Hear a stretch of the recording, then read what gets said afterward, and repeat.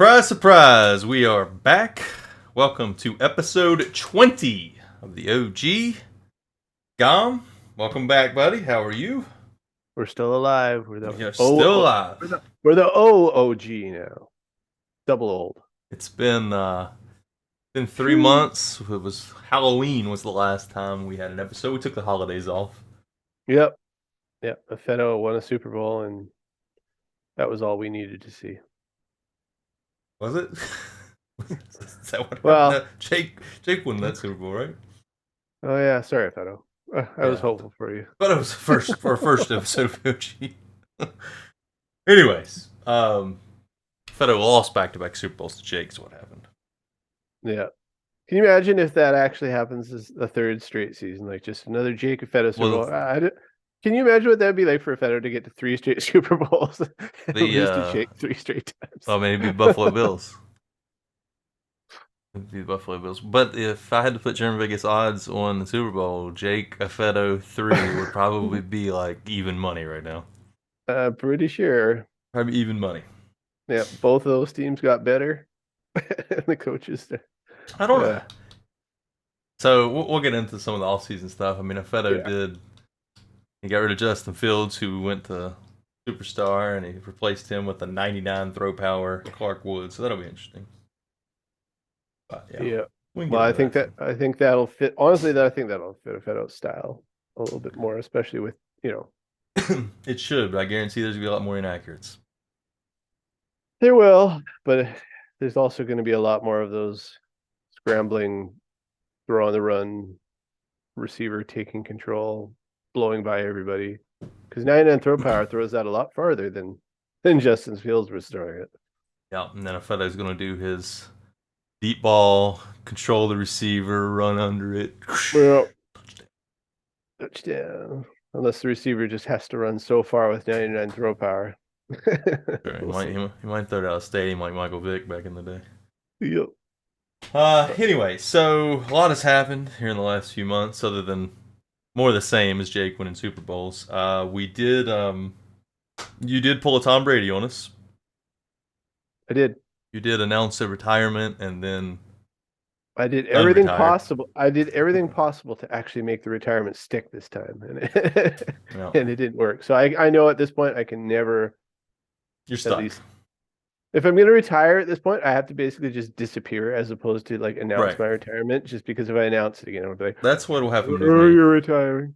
Yeah, I think I'll just have to just leave. Yep. One day we'll log on. You'll see Germ has left the chat. Yeah. Yeah.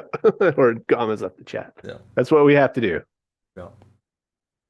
I still have not bought any OG merch. Once I saw you, I was like, "Ah, crap." Still haven't bought that shirt. The OG merch is off the market now because apparently this logo that my good buddy Germ here so flawlessly designed and that I think is very unique.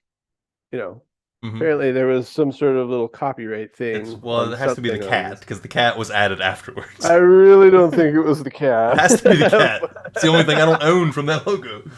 But anyway, the site I was using basically said, no, you're a criminal, so we're just suspending your account. So now that the OG's back, maybe we can get the website back up and running. People want to buy the t-shirts and merch. I know. I'll just have to find some other place that does it because I still have the pics. I just have to find a new site to do it. Yep. That doesn't know it's copyright. Yeah. So by the time everybody's watching this, it will be draft day. So hopefully there's some excitement about the draft is coming up. Are you excited? You got a higher pick than usual. I have a higher pick than usual. It might be my highest pick. What did I pick last year? Who did I even take last year? I feel like you've traded up higher. I don't think I've been.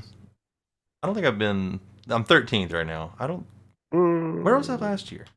I swear that you were like around 9 or 10. That you traded up to 9 or 10 winners. I remember, but I don't know. Oh no, I did take Jake Sears, and it was I think it was in the same area last year. Could be. I think it was in the same area. Where did I take Jake Sears? Now I gotta look it up as we're doing this. Yeah. Yeah, off the cuff OG. Off the cuff OG. Here he is, Jake Sears. I picked him, pick 12. See? If that's There you right. go. Is that right? Is Sounds Neon right. correct, or is it off by one? That's how No, Daddy it's Leagues usually always right. was. It's usually right, and either way, it's close enough. But Yeah. yeah, that's where I thought. That's where I thought you were last year, because I remember you trading up. Yep, got superstar Jake Sears, who had Return Man for the whole season. Exciting stuff. Exciting. I just got Return Man with my midget superstar too, so that's exciting. So annoying. I even put him at returner for the last like 4 games just to see what. And the only thing that's good is you get one guaranteed broken tackle juke move every kick return. It's guaranteed. It's guaranteed he will break the tackle. However, there's 3 guys piling on top of him the second he breaks it. So. Or you get a hit stick because you're like sitting there like fumbling away from the broken tackle, which is even worse. Yeah, and I don't think you even do we I don't think we get automatic rerolls of things, even if a guy with return now, and you can correct me if I'm wrong, but from what I remember with our new system, that even if you've only got like 50 return and you get Return Man, because you have this nice easy way of rerolling, especially if you've only got 2 or 3 options, you basically get to pick the one you want almost. That if you have crap ability, you're stuck. Yeah. And that was what I was wondering, but because there's been some people who've been requesting rerolls of persistent and stuff, basically like your X Factor ability when you're a superstar. Well, those get rerolled. Yeah. Those have to get rerolled because those are unusable. A Return Man, even though essentially you're probably not going to use it, it's technically still usable. Yeah, and same with Run Stopper, even though it's bleh, or not Run Committed, rather, I think is still, even though it's bleh. Yeah. Though I will say that, and maybe, I don't know if you've noticed this, but Run Commit doesn't seem to work as well as it used to. I've never had it. No, not the ability. I mean, the actual Run Commit in the game. Because I do it on the goal line sometimes. It seems to work. All I know is that I've done Run Commit a lot, or not a lot, but a handful of times over the last season, and I did a lot. I do a lot of Run Commit when I'm pretty confident that it's going to be a Run Commit, and I'll tell you, even when I do a Run Commit straight and they run straight, they still plow through like half the time. And I remember it just being so dominant that if you did Run Commit, that you were going to destroy everything. And so I wonder if maybe they tweaked it a little bit so that the Run Committed ability now allows that to happen. And if you just do a Run Commit, you're not quite as guaranteed to stuff the run. I don't know. I remember last Madden, my very first game in AGS, he beat me because I threw an interception on his Run Commit. Because the corners were blitzing, everybody was blitzing, and I had a slant, and he was so open, I just threw it instantly. Well, the corner just jumps. He's like 10 yards away from him, jumps and picks it off, and that was the end of the game. I had the exact same thing in my games, except someone did it against me. Like I did a Run Commit, my corner just headed straight for the quarterback, and the guy panicked and threw it into the flat because the corner happened. Everybody's coming at you. You got to throw it to somebody. They're all open. It's just the game is stupid. Oh, that's so funny. Anyway, so speaking of, let's go ahead and talk about that then. Speaking of low overall superstar abilities, this is Mustangs, baby, but we are going to put this in. So 85 overall rerolls will be free, completely free for anybody that devs up to superstar that wasn't a superstar at the beginning. So any generated players or anybody that devs up like a James Cook. Well, James Cook is 88 overall, but if James Cook was 84 overall and he reached 85, he'd get a free reroll. Basically, any superstar who was not a superstar when we started Madden, right, is eligible for a reroll at 85 or higher. So if he's higher than 85 right now, then you can still request your reroll. And the moment someone hits 85 as a superstar, you can request the reroll of, I believe, just the first ability. Yeah, it's just the first ability slot because the second ability slot doesn't open until you're 85 anyways. So you're getting a bigger pool of abilities regardless. The reason for this is all these players that reach superstar for us and are drafted superstars, they all 90% of their abilities are crap. Their first ability slot is crap. And whenever I did all the dev ups from our AGS dev up system this year, literally, like, I probably did like 15 players or 20, whatever. There was probably like 2 or 3 that were decent. All Yep. the other ones sucked. So at least this gives them a guaranteed free reroll. And the best thing is you can do it anytime. So if they reach 85 in week 7, we'll reroll it. Yeah. But that being If you said, want. You might get yeah. a good one. You might not want it to reroll. Yeah, you don't have to do it because the pool that you'll be coming from is the entire pool. So you don't get to pick like 5 to 7 abilities. It's basically you'll get a free reroll on your first slot of everything that's available, and you have to take what you get if you're rerolling it. And it might be worse. It might be worse. And the caveat to it is that when we announce that for this season, you basically have this season until the trade deadline, until the Probably. end of the season. One or the other, we'll announce it when it happens, but you'll only have this season for anyone who's already there to do it. And anyone who hits 85 this year has to do it by then too. You can't basically hit 85 and go, well, you know what? I'm going to wait a couple more overall so that I can get a few more good abilities on these other. So if you wait a season, you've lost your chance. Right. So like a player like Troy Anderson. Troy Anderson reached superstar before he was 85 overall. Well, right now he's like 88 overall. So if Joe wanted to, he could re-roll his first ability slot for free at any point. So he could do it like week 4, week 5. But we're gonna make a deadline, probably either trade deadline or at the end of the season, where you can't. Yeah. These grandfathered guys will be no longer available. Yeah, or it might be sooner. We don't know. Just because like it right now, like say you got a Troy Anderson is an 88, you figure I can get him to 90 before the end of the season, and then I can re-roll and he'll have 90 abilities. So we might not wait that long. It might even just be like you have the first 3 weeks to do it, because then going forward, it's going to be as soon as you hit 85, you have until the end of the season. Yeah, so. And again, anybody that is already over 85, when they get superstar, you do not get a reroll. Like Correct. Dallas Goedert, he devved up this year, but he's like 88 overall, so he's already been rolled. Yeah, that's correct. All right, that'll make more sense whenever we send it out. But just talking it out here. Yeah. I think it's a good addition because most of those first ability slots are crap.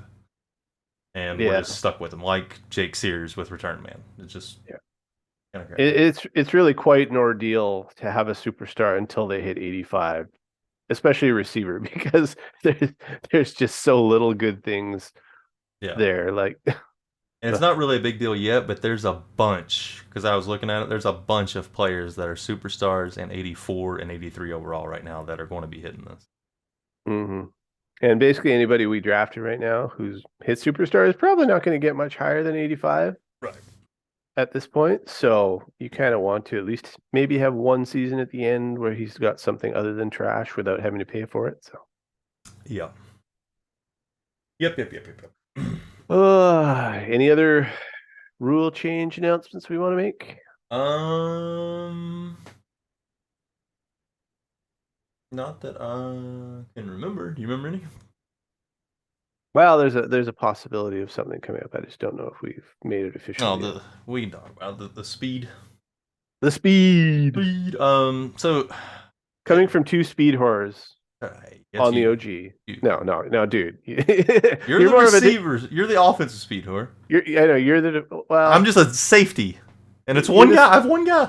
You're the safety speed whore. Just because of one guy. I don't know. You're pretty speed whorish on a lot of things nowadays. No, I'm not. Look at my team. Look at my team. Fastest dude I use on offense is 92 speed. Yeah, but you got Kittle still. He's 88. And Debo. He's 92. I'd rather have Debo than any of my receivers. I'll tell you that right now. No, I don't think you would.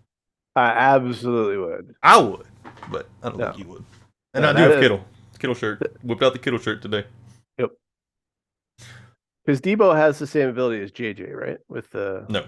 He has Slotomatic. He has Slotomatic. Okay, yeah, that's what it is. Because I don't know. All I remember is whenever I watch you play with him, and he does one of those outs, and he just destroys anybody who's covering him. I swear, he had that ability. I just wish they would make him and Kittle like him and Kittle in real life, where they're just running over people. Like I just want that so bad. Every time they break a tackle, it makes me so happy. Yeah. We need to throw to Irv more so you can see more of those Irv animations that always drove you I know. crazy. I don't even. I just have Irv to have Irv. I think Irv might have like 10 catches in 3 years with me. Oh, It's sad. But anyways, the speed. So yeah, speed. we have been rolling. So like, it's for the generator or the rookie class. We've been doing the rolls so that if you get 99 speed receiver, they can or they will roll them, and they'll either be 99, 98, or 97. I think the only change we're going to make this year is we're going to drop the floor to 96 for the higher speed. So like 99 receiver, we'll re-roll it. There will be a chance it can drop all the way to 96. Now I think there's only been two 99 speed receivers. One was the Browns guy last year, Alden Morris or Alton, whatever his name is. And then was Cox 99 speed? I think. Or 98.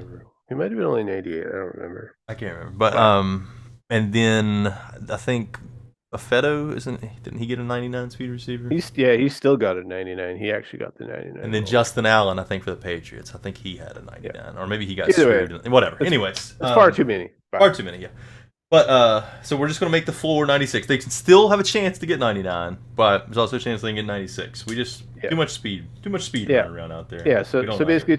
So two differences, yeah. Like 99 can drop down 1 to get 96 now, and if you're a 98, you can drop down to get 95. So it's basically just a 1 speed threshold change for the top two, but we keep 96 as the floor for 99s.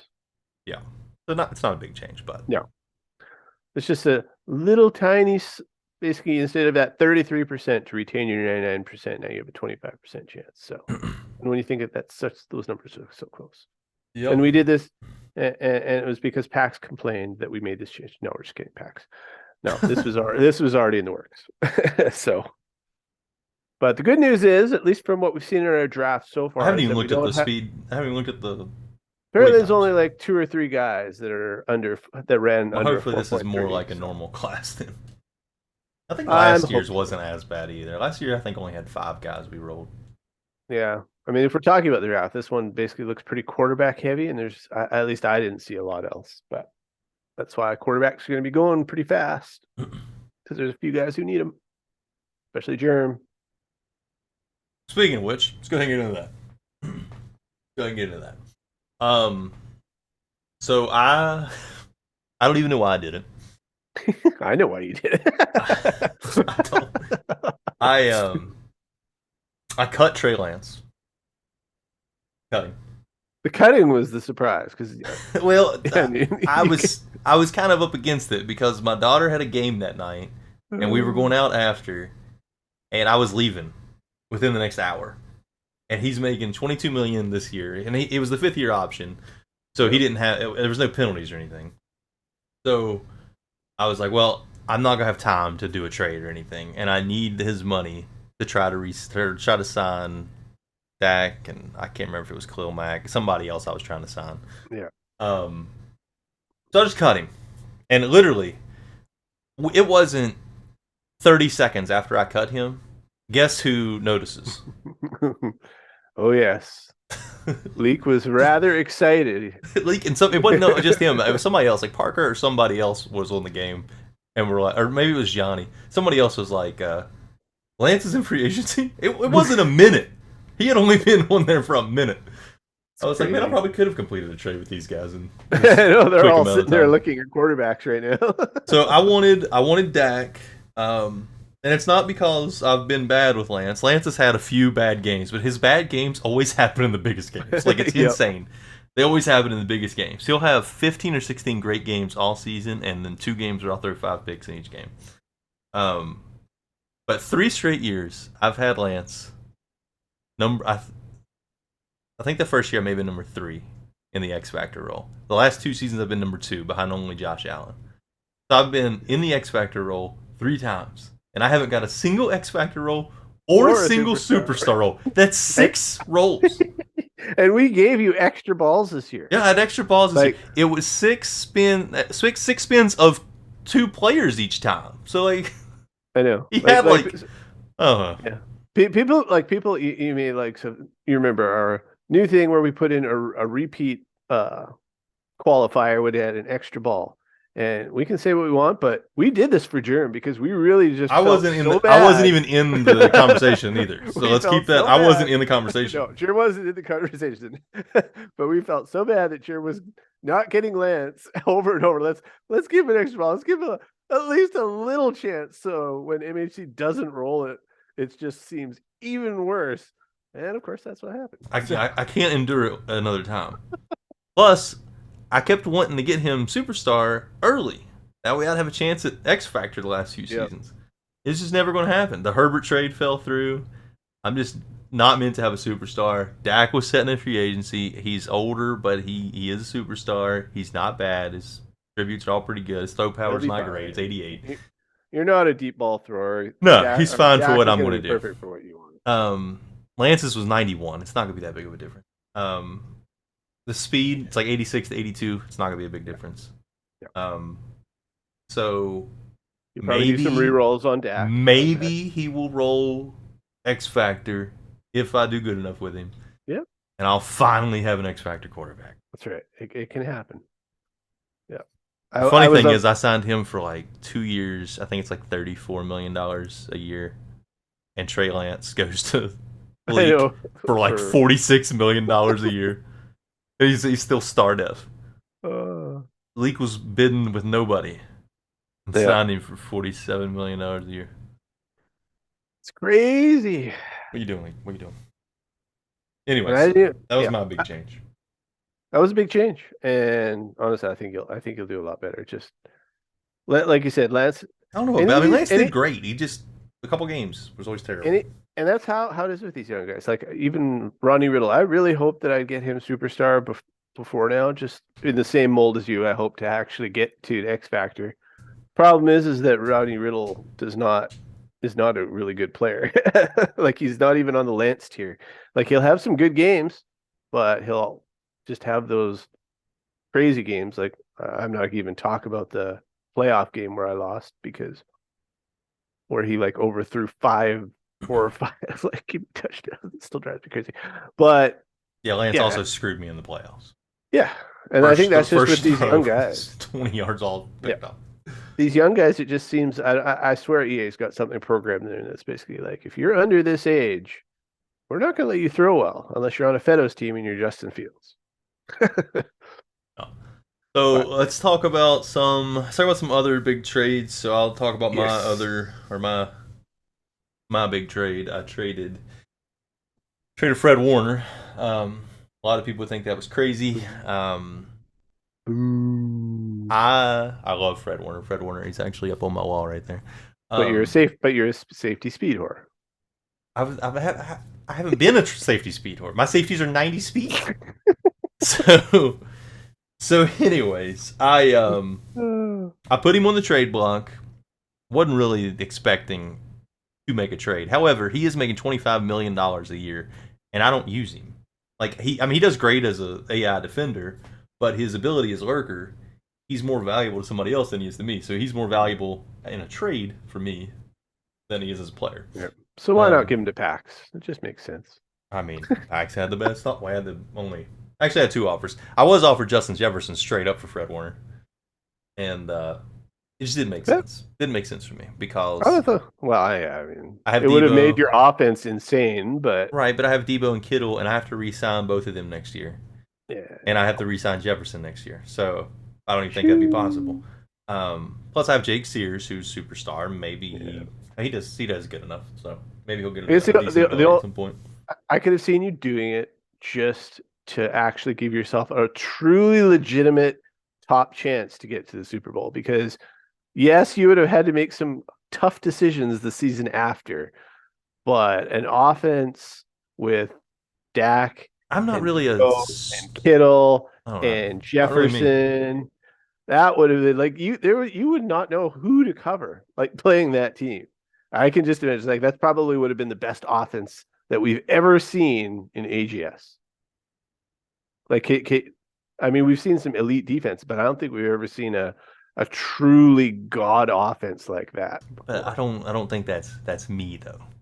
Like if that was even in your hands, or that was in Brock's hands, or Pax's hands, or Jake's hands, maybe. I'm not really an offensive guy. Like I would do fine, but I wouldn't be like it wouldn't be insane. Yeah, I don't know. I think if you got Jefferson and Debo and Kittle out there, they're going to basically win. And then Like you I can't. would just have more pressure on myself to win, and then I would lose, and it would Yeah, be, well. it would be that much more unbearable. You just So needed to get like a Feto's Bears week one or season one team that was just so bad that even if Feto couldn't win five games and know that there's zero pressure on you because even if Feto could only win 5 games of that, there would be zero pressure, and then you could win the Super Bowl with that. Because I don't even remember your Vikings teams being that great. I mean, yeah, you had like your good linebackers in the and beginning, they weren't that good. no, Now by the end, they were. Well, but my third Super Bowl, I was stacked, and that I is true. remember because I went undefeated that year. I beat Hmm. Velasco in the championship. Um, the next year, and I said after that season I would blow up the team, and I did. I traded Diggs for a defensive tackle. I traded Jared Goff for I picked up Buck Rutherford, the kid that I drafted, and Yeah. then I won the Super Bowl again. Those were the days. Those were the good old days. Super Anyways, Bowls. no What? memory lane. So the Yeah. trade ended up being Fred Warner for Tyson Anderson, who is a 97 speed safety. Ugh. I have devved up 2 safeties in a row to superstar, and they're only 90. Well, one got 91 speed now, but he was 90 to start with. The other one is 90 speed. So I have 2 superstar safeties and a 97 speed safety. Do you have any temptation whatsoever to put Tyson Anderson at corner? Tyson Anderson will be in the slot for me in some formations. I already went through my substitution chart. He's gonna Yeah, be everywhere. So I figured so it. I am very excited to use him in different spots this year. Yeah. You thought Guidry was a problem when Germ used to blitz him. Prepared for Tyson Anderson. I suck at blitz in the corner now. Like it doesn't get there like it did 2 Maddens ago. Hmm. But anyways, Yeah. So excited to big use trade. him. I also picked up Kenneth Murray. He'll replace Fred Warner. He's good enough. 88 Yep. speed, 80 overall, blah, blah, blah. And I got a first round pick, which I flipped to move up from 23 to 13. 23. I wish I had 23. That was my big trade. Fred Warner's gone. Some of these other big trades, we had Devin White go from the Bucks to Jake for Stephon Diggs. That one was kind of criticized last night as being a bad trade. Yeah. I don't really That think it was is. well. I I mean, mean, Diggs is 31, but every single one of these superstars is a 2 year contract. So it's like, I don't know. yeah, with only 3 years left in CFM, it's not as bad. Like Diggs is obviously going to regress a little bit, but I don't think he's going to regress crazy. I mean, obviously, I think Devin White's worth more. So, I mean, I'm a little surprised there wasn't like even a little filler pick that went with Diggs on that one. But what are you going to do? Right. So it's not grossly unfair. We kind of touched on the Affetto trade. You know, he traded Justin Fields and Shaquille Griffin, who's still good, to or Bucks traded him to Affetto for or yeah, from Affetto for Clark Woods, first round pick and fourth round. So that'll So, pay. G's offense is now Fields and Diggs. He lost Evans. Yeah. Um, but yeah, he'll have fun with that. Yeah, Great. Just have fun with that, and you'll have fun trying to defend that. yeah. I'm hoping that he just gets really scramble happy so I can get some sacks, but we'll see. That will probably happen if you need him to be on the schedule the first couple of games because I Yeah. probably will be scramble happy there. Yeah. It's gonna be I interesting. think he's on my schedule. Yeah, I play the South this year. Yeah, we'll play each other. It'll be good. Then Pax on another one of his superstar trades, he traded to get DJ Moore, the former I Carolina completely forgot about receiver. that one. Yeah. The former Carolina receiver who went for 2 guys who Pax was thrilled to get a season or two ago. Brandon Ayuk, who was apparently the next big thing, but Ayuk. and then Patrick Queen, who we all remember from the MHC Raven days, and a first rounder. So Pax paid well to get DJ Moore. I mean, I had DJ Moore. I got rid of him because he didn't do the superstar things that I wanted him to do, but I'm sure Pax will get the most out of him. So, yeah, DJ Moore's good. well. There was Malik we talked Willis about got traded to Codfish, the Vikings. Yeah, there's a little bit of backlash about that one because Malik Willis is normal 78, 26-year-old. How can he be worth a first round pick? But Oh, he's got 96 throw power and like 92 speed. So there you go. yep, sometimes the abilities or those attributes matter. And I debated. I never even talked to Jarrett, but I thought about trading for him multiple days. I spent multiple days thinking about this because I had multiple first round picks. I knew I could easily get him, and just the fact he was normal just killed it. Yeah, I was gonna say because I knew what was going to happen. You know what would happen. I would get the X Factor role with Malik Willis, and he would move from normal to star. I know that would happen, and I would retire. That would be when you see me sign off for 2 months. Germ has left the chat.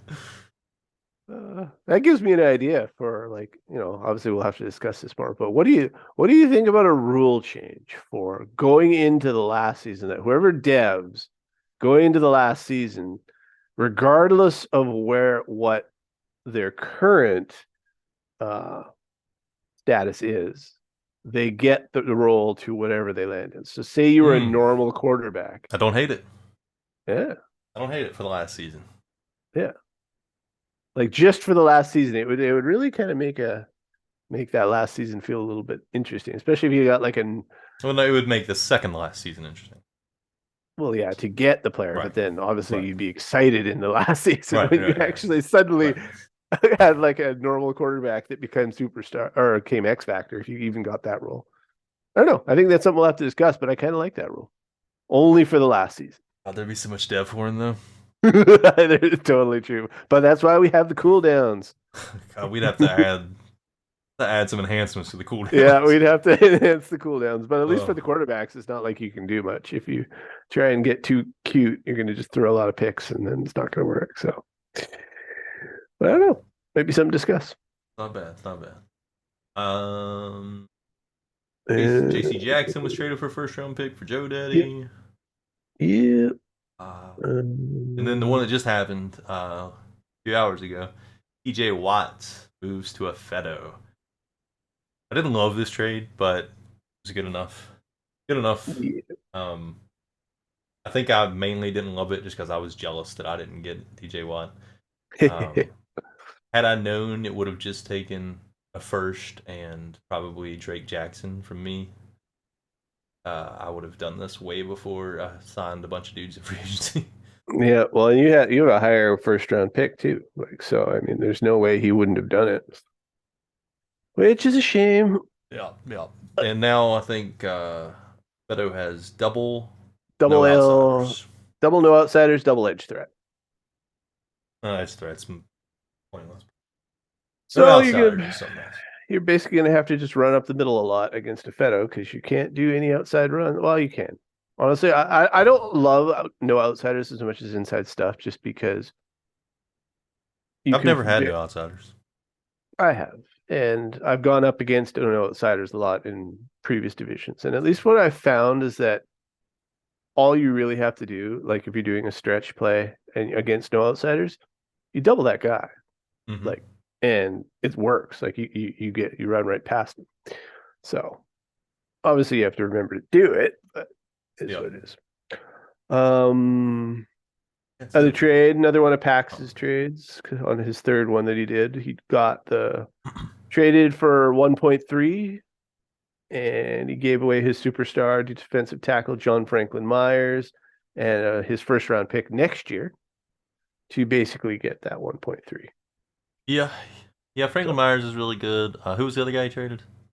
Ashton Davis, who's a nice he's fast safety. Speedy safety. Really, it was those two for the first. Next year's first is kind of me. It's just a throw in, but yeah, those two players are pretty good, and you're not going to get much. You're not going to get better than that at 1.3. No. And Pax kind of he was planning on taking a quarterback when he made that trade, and now it looks like quarterbacks might go 1 and 2, so Pax might change up his plan at 3. That'd be interesting. I still suspect because even though there's only two, like there, I mean, granted, I haven't scouted I have no quarterbacks idea about the quarterbacks at all. Yeah. I know there's 3 of them that are rated top 5, but I'm sure that all the people out there who seem to think that there's only 2 good ones would mean that that third one that's sitting in the top 5 is a little bit lower on true talent. So we will see how that goes, but I think the fact he's been talking up wide receivers and specific ones and posting that wide receiver in chat leads to a good chance that that's not his actual target, because anything we know about Pax is that he's not going to be like showing his cards too early. But we'll see. We'll see what he takes at 1.3. Yeah. Interesting. Some of the main free agent signings, we had Kenny Clark signed a 2-year, $66 million deal with the Patriots. Damn the Patriots, but you know what? He's in a rough division. I'm okay with that. Yeah, I tried. Better him going there. I tried to go after him and then knew it would be pointless because there were a lot of bids on Kenny Clark. I probably should have bid higher. I really didn't actually know at the time I was making the bids that you could go so high that you would actually disappear from the screen because you're above 5 bars. See, that's what happened to me on a couple of these guys. And, like, because I think I originally offered him like 2 years, $38 million a year. Yeah, and I would have gone high. I realized how many guys I needed. I wasn't a Kenny Clark away. Yeah. So I just aborted that and got multiple guys instead. Yeah, I just learned my lesson because I've still got, 40, 50 mil free after my signings, and I spent quite a bit of money in free agency. And had I known that you could actually keep going higher to get higher than 5, I would have done it to get Kenny Clark, because Kenny Clark would have just fully finished off my defensive line. Because I got Burns, finish off Barno, a bunch of defensive lines. But I got Burns and Barno on the edges. This 93 speed superstar, and Burns, who's probably one of the top 3 edge rushers in the game. And inside, I've got superstar Cameron Jordan, Kenny Clark. There, I could have just been like, yes, everything is good. No longer. Yep. We've got Dolphins son David Bakhtiari for 2 years, $45 million for the left tackle. Yep. I signed Khalil Mack for a 1 year, $17 million deal. He's a star now, right? Yeah, he is a star. Yeah. He's still really good. He's like 91 overall. Yeah. So and since I moved to 3-4 towards the end of last year, he will be playing outside linebacker for me. CJ Henderson, who hit free agency, I believe, because Sunblaze did not look at free agency. Sunblaze has been removed, and we have welcome back VBank. Yeah, VBank's back. Woo, VBank. He should have been on this OG. I saw an opening to get VBank back, so we pounced on that. Oh, we should have actually had announcing him back, like by having him thought about appear. That. when you messaged me, I was like, man, that's a missed opportunity. Oh, that would have been perfect.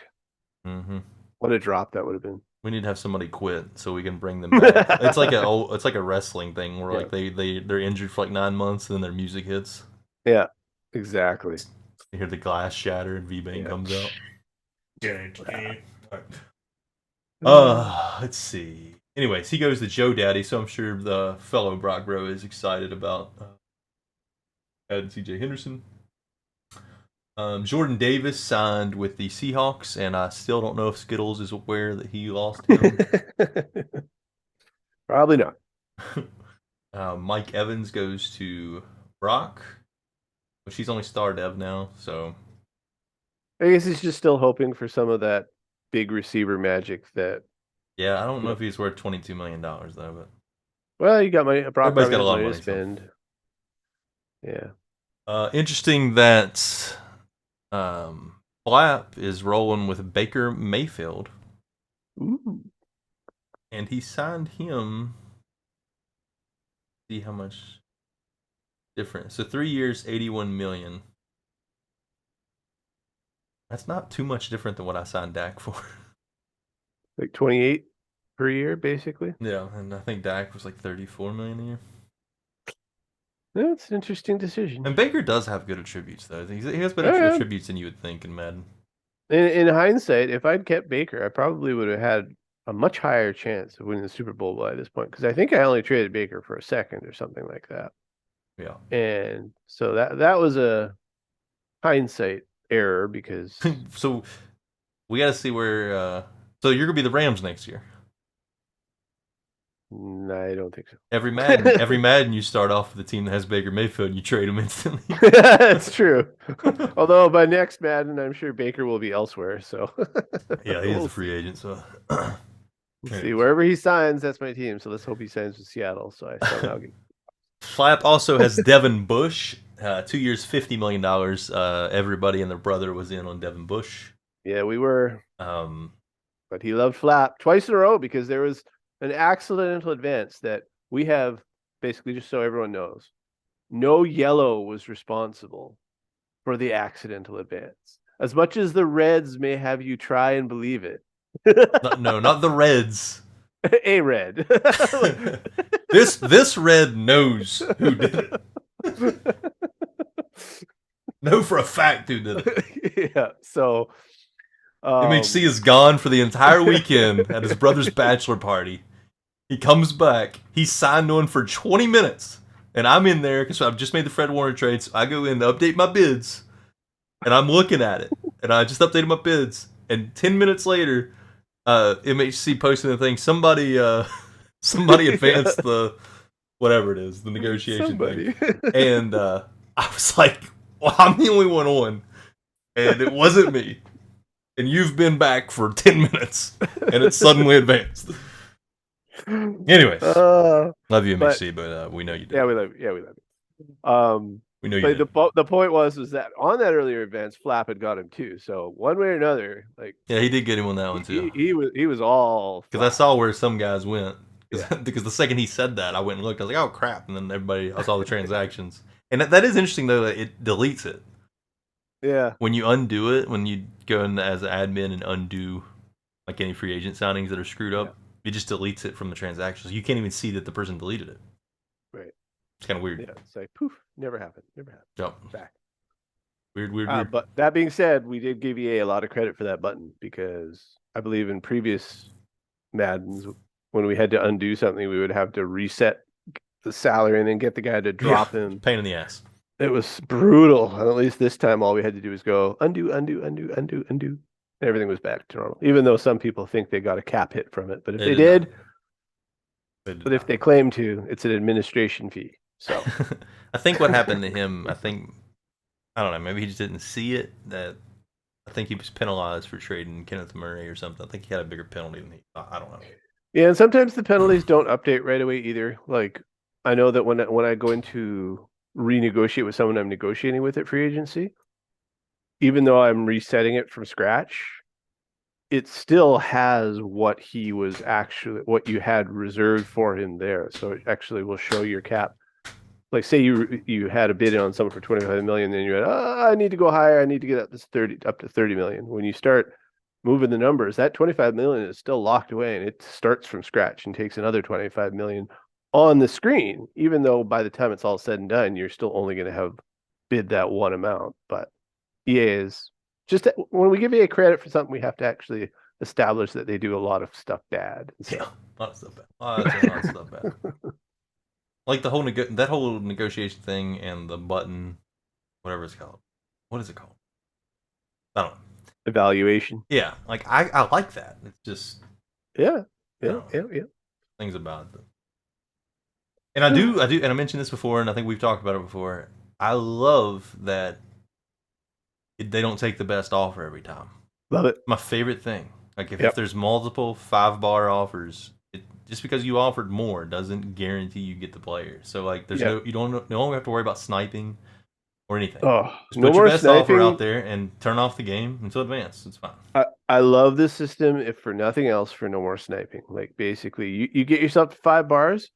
Sure, somebody might go in there and go up to so you disappear from the screen, but there could be other people who disappeared from the screen. So you have no idea if you're the high bid, even if you do that at this point. Yeah. So there's really no way to snipe anymore, which is great. We can trust everybody. There's nobody going to be going on there in like the last 15 minutes and making their final bids. Yeah, like Caleb Farley ended up going to Jake for only like 10 million a year, 12 million a year, whatever it was. I offered him like 17 or 18 million a year, Yeah. and he took his offer, which is fine. Well, yeah. Was his top motivation like a Super Bowl I mean, or something? I only I offer don't know. guys that I'm full green on. So like he was Yeah. full on mine. So I was probably full on this. Like Kenny Clark was full on mine too. Like he was one of the very yeah, few. yeah. 49ers, I imagine, have a lot of full greens. The sales tax gets them a lot. Or the Ah, the income sales tax. tax, That's the income whatever it is. tax. That's probably the only negative one you got. 'Cause you're going to have the historic No, I championships, got your another. winning record. You're going to have warm climate. You got a lot of good things in San Fran. There's a lot of good things. There's a couple bad. Um, so the only other two big signings we had Zach Wilson goes to the Steelers, so he gets a franchise quarterback finally. Mm-hmm. Be weird seeing Pax without him. And then Trey Lance going to Seahawks, which if I would have known that beginning of this Madden that Trey Lance would be on the Seahawks and I had the 49ers, I don't know. I couldn't imagine that. And you get to play him twice, so you'll get to see Lance throwing in a Seahawk uniform at you twice a season. Yeah. So that'll be fun. Leak only did that as a troll. It's a complete troll move. It's a complete troll. Because he could have easily, he was bidding on Zach Wilson, and then he was just like, no, I'm going to get Trey Lance instead and pay him a superstar deal when he's getting paid like he got a role, but he never did. Yeah. If Lee can actually, it would be the greatest troll ever. If Lee can somehow actually have a good season with Trey Lance, get him into the superstar role. What actually, here's the funny thing. I jokingly, because Leak, of course, is a troll. He says he gets trolled a lot, but he is a troll. He's one of the biggest trolls in the league. He messaged me and said he was going to get Lance superstar or something. I can't remember. But I just said, he sent me a picture of Lance, and I said, well, at least I don't have to worry about him ever getting superstar. Like that was my comeback. And then he said, well, there is the no playoff lottery, whatever it's called. And I was charity. Like, shit, he's going to get the Chump Charity role. True. Except for you to get superstar and Chump Charity, though, you still have to actually have at least a positive ratio. He better have freaking positive ratio. I had the least amount of interceptions in the league with him 2 years in a row. Once he said he was going to get the Chump Charity, I was like, damn it. Could happen. Hey, if Lance devs up, I'll trade you a hefty. Yeah, that's right. I'll happily take him back. All right, I think that's all of the free agent signings. I think that's all of the main trades. Yep. Even though I spent a lot of money in free agency, there's nothing really of note. I basically got 3 offensive linemen to actually see if I can run the ball. Like, because I've always had, so far this Fran, I had Ekonwu, who was the superstar, but he was barely over 80, and then a bunch of 75-ish players across the board. For the first time, I've got like Laremy Tunsil at left tackle. He's still 89 overall. I was a little surprised that he was just sitting there and that nobody was bidding on him. I'm like, this is an 89 overall left tackle that's 30-31. I mean, I guess it was because he was asking for so much money that people were like, "Yeah, I don't think so." And then Ryan Jensen at center, and then I tried to get him. He took your offer over mine. Yep. We probably saw the state of my offensive line and go, man, if I go here, I'm never gonna get cut because there's like no competition for me here. I think my entire O line is 1 year contracts of guys over 30 years old. I'm pretty close. Actually, no. Tunsil I only did 1 year just because I didn't want to do 2. Just because this coming year I'm going to have a staggering amount of like I think basically every superstar I have I'm going to have to re-sign because I'm pretty sure Barno and Burns is the only one that I've already got locked up, but I have to sign Barno, McCaffrey, which I apparently am never going to be rid of. And I shouldn't be rid of him. Like it's actually good that nobody ever actually tries to get him. Although I did get offered a late first for him this year, and I almost took it. But if I didn't have James Cook, I'd give you 23 for him, or 24, whatever I have. Yeah. But I have James Cook, so. Yeah. So I have to re-sign McCaffrey, and then I've got a few other guys. So didn't want to sign him for 2 years, just in case I have to get rid of or if that I'm not going to have enough. Because fortunately, Ronnie Riddle will never want money until maybe the last season. Is that how it works? Because I drafted him season 2, so I think will he ever want money? I don't think he will, right? Because No, it's because you'll get the you 5th year get option 4 years. probably. Well, 5th year option will be for The would be final for year. season.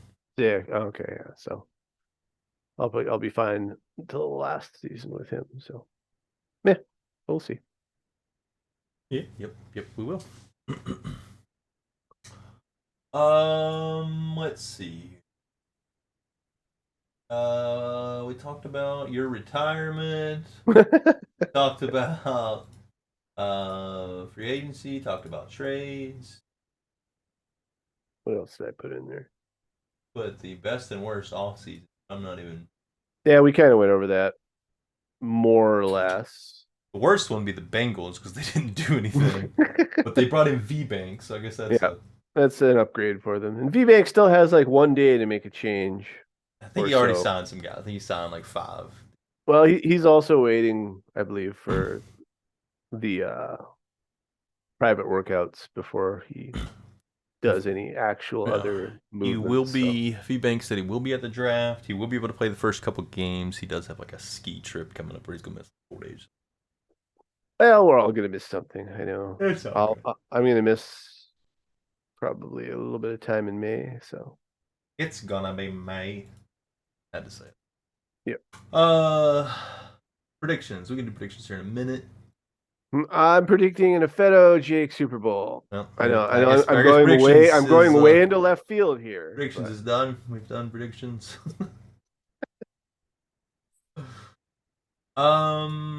We can talk about Uncivil. That was a great time in AGS. Oh, that was a great time. Like anytime I feel like we're going through like just going through the motions and activities down a little bit, and something happens. League is kind of like I don't know. It's lost all momentum. Yeah. Then we get something like Uncivil that just comes along and just brings everybody back together and realizes how good of a family we are here in AGS. That's right. That we have to deal with this home wrecker for a few weeks. And well, the funny part was like he was just fine in chat, like he was full of himself, not terrible, completely full of himself. He was the most full of himself person since Bandit Keith. Yeah, but Bandit Keith was also like just flamed you to no end. And Silva was just full of himself. Basically, yeah, pro gamer, I'm awesome. Yeah, pro gamer. So he would he just didn't care. He did not care to look at our rules and think that he could even want to adapt to them. No. But yeah, so I had already made up my mind that we were kicking him before the PAX game. I just wanted to see. We wanted that. We wanted to see what was going to happen in the PAX game. Yeah. I know. It was more for entertainment purposes that we wanted to see Uncivil versus PAX. Yeah, so we wanted that to happen. So PAX beat him, and then I kicked Uncivil and didn't even tell him. I haven't talked to him. I just kicked him because he didn't care enough about the league to even try to adapt to our style and our ways. So I didn't care enough to talk to him. So I just kicked him. He was Unsimil. Unsimil would have been a better name for him. Indeed. Let's see here. This is where it would have been good for us to send out the questions, but we didn't send out the questions because we're doing an impromptu OG, surprise OG. So. We felt it would be better for all of a sudden an OG to be posted and we'd be like, oh, an OG is posted rather than we're doing an OG, the questions. That kind of would have just taken a little bit and it would have just been some troll questions. Yeah, it's true. Yeah, it would have been just like questions to Germ about the 49ers in real life. We didn't want him to have to go through that. No, I'll put a ticker at the bottom. Germ has had a rough month, people. We want to be happy for Germ here. Hey, now listen, I have enjoyed my daughter playing basketball all month, but That's all I'm thinking about. I can't think about anything else. Nothing else happened. The last month has just been him watching his daughter, and then it's this little I've been pumped up over my daughter's blackouts for all the other hours. You would have told me 3 weeks ago that Dak Prescott would be a 49er and Trey Lance would be a Seahawk. I'd be like, what are you talking about? Yeah, no more Fred Warner, no more Trey Lance. The immersion is gone, people. No Kittle and Debo.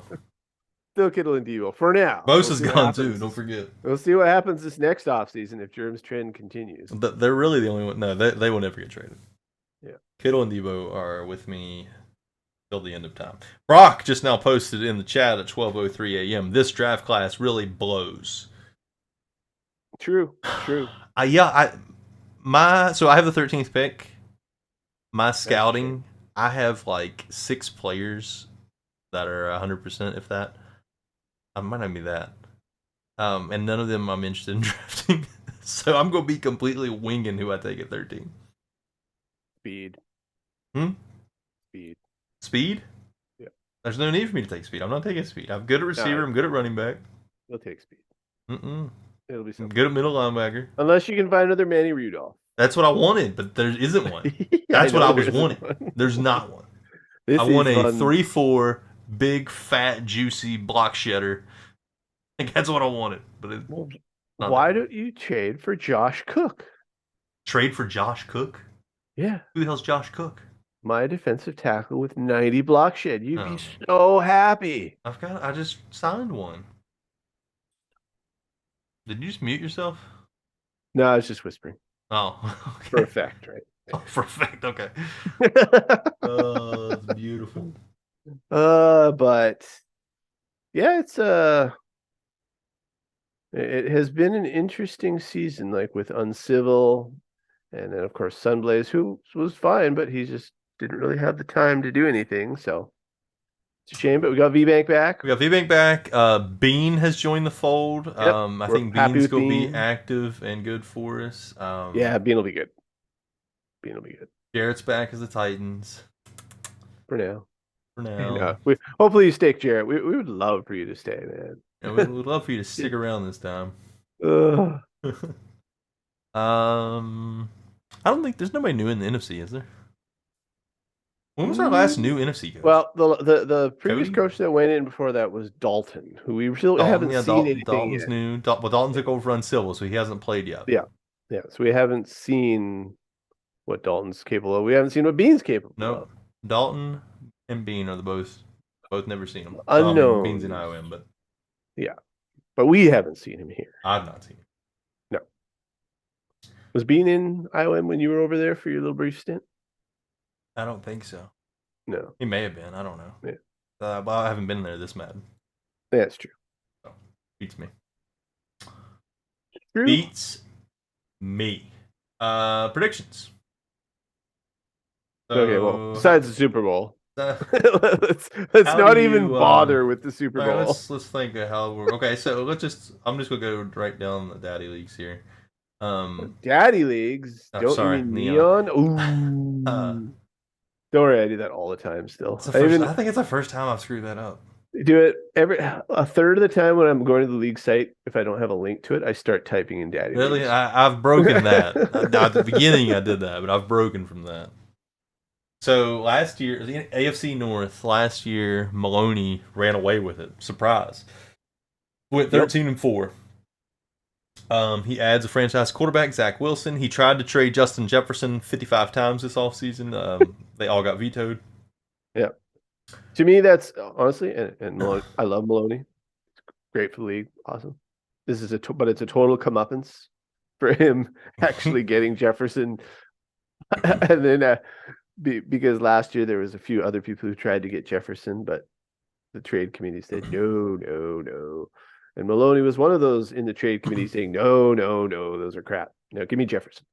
And then he tried to do a trade that was basically just like the one that he denied, or that they denied last year. He basically tried to do the exact same one, and the trade committee was like, well, no. So it's a little comeuppance that he's got, especially after all that effort to get Jefferson, and then, oh crap, he costs too much. I don't want him anymore. It's interesting that so many people are trying to trade Jefferson because He might not be as good as the Pax years of previous Maddens when Jefferson was. No, he's better. He has the best I don't know. ability in the game. He has that, but He's out there. apparently he's not as good. I've heard from people that he's not as good as you'd expect him to be, basically. I don't believe it. Don't believe it. So you're not in the trade committee. I'm not. Correct. Thank God. Technically, I'm not either. Technically, Jeremy is not in the committee. I'm in a perfect spot where like every time somebody talks about trade committee, it's not me that they're talking about, but I'm also in the conversations, or yeah, I can see the conversations, and then I'll hop in and down. Yeah, Jeremy's the trade committee overlord that breaks ties when necessary and advises when people are stalking stupid. Anyway, so a trade just now came through. Woo! At 12:03, so nobody's even talked about it yet. So this is a live reaction. Wow. I mean, does that mean you're going to go through the process right now? Okay. It's a big one. I'm excited. The Titans. Especially since I haven't seen anybody agree to a trade. Have they not? That's part of the process. They will need to do that before. I was going to say, like, I'm just going to look back at this trade contract. I mean, it literally just 5 minutes ago it was submitted. And yet there's nothing there. Agreed to. So yeah, it could be a fake trade. You might be hearing a fake trade right here.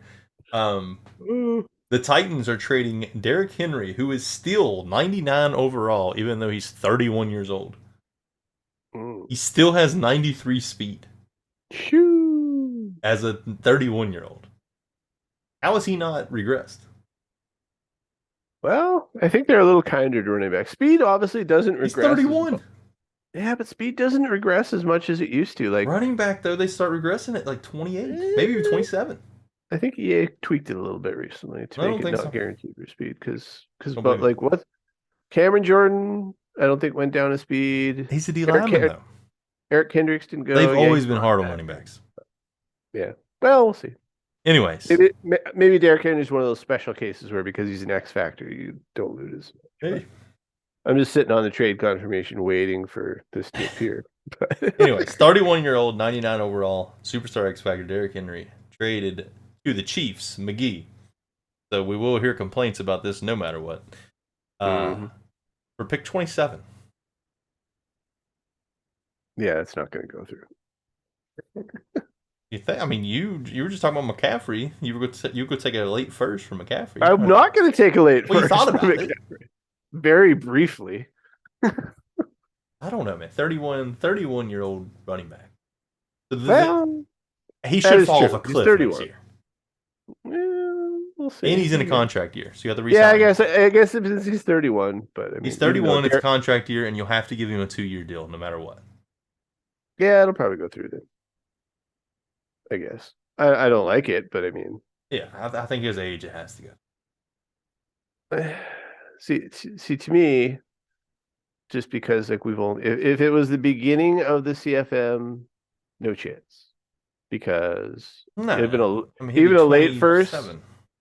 No, but like say he was 31 at the beginning of the CFM is what I'm saying. Say this was season 1, you got a 31-year-old X Factor Derrick Henry traded for 1.27. That one doesn't seem as bad because your 1.27 could be a gem that's going to be good forever. Right now, a 1.27 is going to be 3 seasons. It's probably never going to be much of anything, and you're going to have probably a god Derrick Henry for 1 or 2 seasons of 3 seasons. I don't think he's going to fall off a cliff at 32. I think he might go down to 92 speed. He'll still be a god. 3rd season, maybe he'll fall off a cliff. But to me, the 1.27, meh.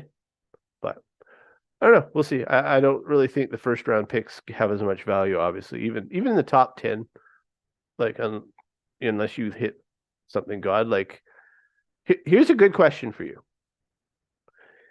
Say someone submitted a trade for 1.5 or 1.10 for a 23-year-old, 80 overall star player. Right? Star what?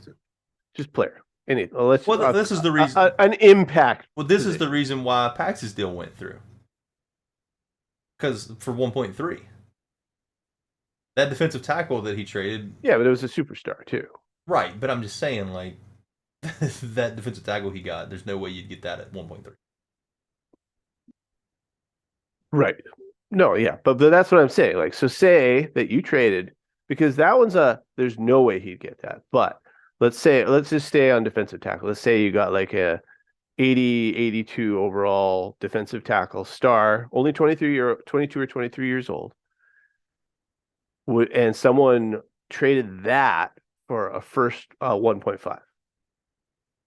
Would you think that was a good trade? Like, or rather, would you think that was a fair enough trade to pass the trade committee? Because the likelihood is that you're not going to get anything better than a 23-year-old 80 overall star player, even at 1.5. Yeah, as long as it's a position of need. Yeah. If you need a defensive tackle and that's what you were thinking about drafting anyways, then I'll just take the player instead of the pick. Yeah, that's what I mean. So like, but to your Plus point, the player will likely be way cheaper than paying the third pick or fifth pick, whatever. Yep.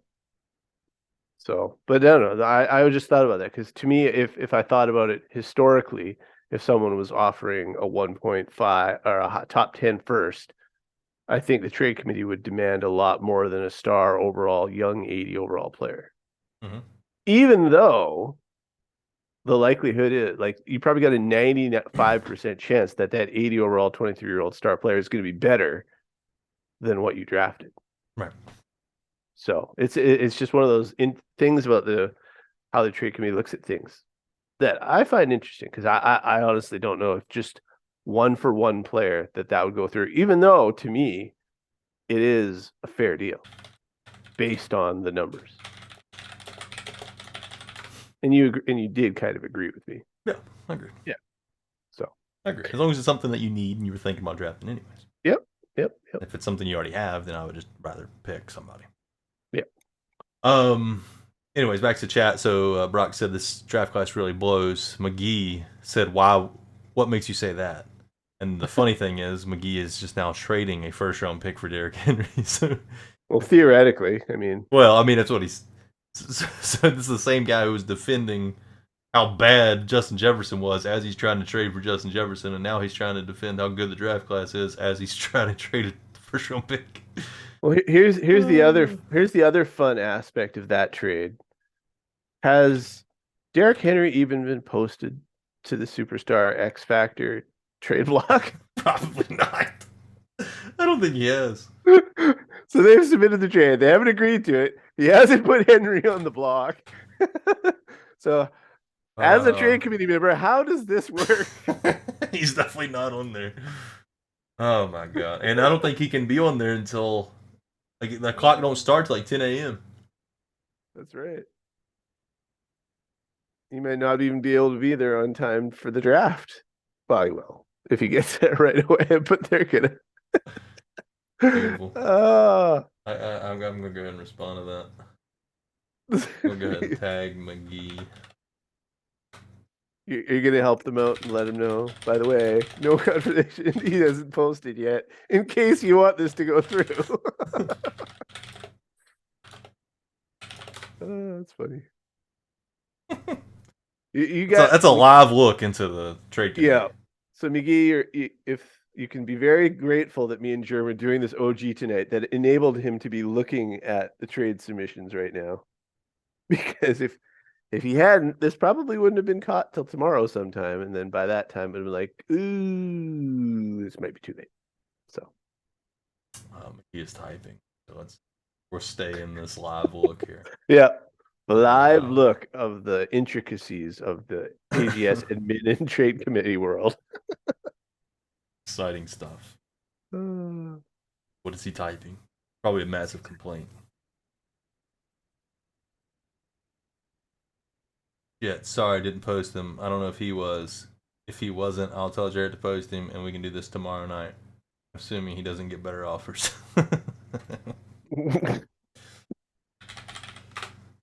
And also you might want to agree to they can't even agree to the trade right now because he hasn't been there for the time period, right?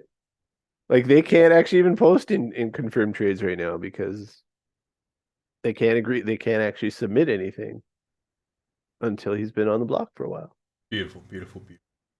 And Jarrett, come on, man. Come on. Like, who knows? You probably, someone out there, I bet you, will offer you a higher first rounder than 1.27 for Henry. I'm gonna guess that somebody does if they want one. Like MHC would do it.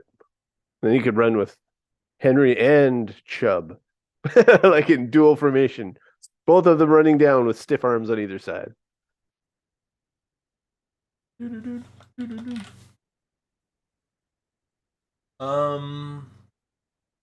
going to do the screen share. Do the screen share, and we'll do we'll take a look at Neon and we'll just do this one. Yeah. Google Keep. Interesting. Where's the G? There we are. There we are. It's also visible. On this face. Hide it. All looks fine to me. Why is it keeping that on there? Oh, what? Okay, it's gone. I don't even know what you're looking at. We're gone. Okay, it's beautiful. It's beautiful now. It's beautiful. Yeah, scroll to the top. All right. So AFC North last year, the Steelers, Maloney went 13-4.